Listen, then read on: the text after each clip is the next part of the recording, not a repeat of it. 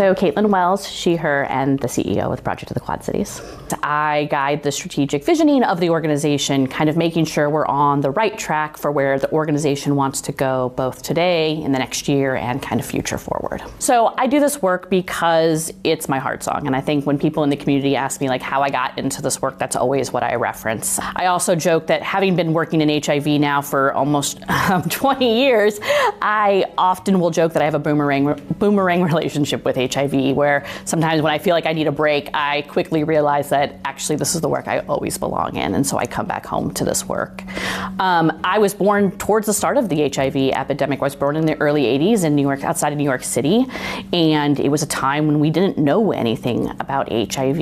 And my mom's best friend from high school around that same time was also diagnosed with HIV. So it's been a constant narrative in my life, right?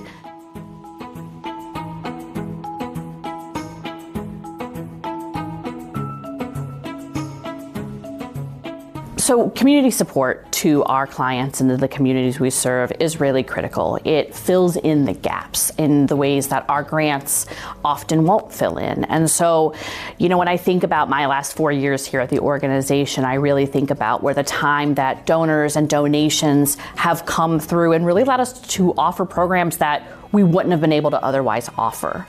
I think in a time and in a landscape where a lot of things have been politicized when really they are at its core healthcare for everybody, we have seen our government and our grants make exclusions as to who that means. And so, you know, donor support allows us to really keep this framework and this mindset that everybody deserves affirming access to healthcare, and that it's not a matter of who you are, what kind of insurance you have, that it is truly about the fact that healthcare is a human right.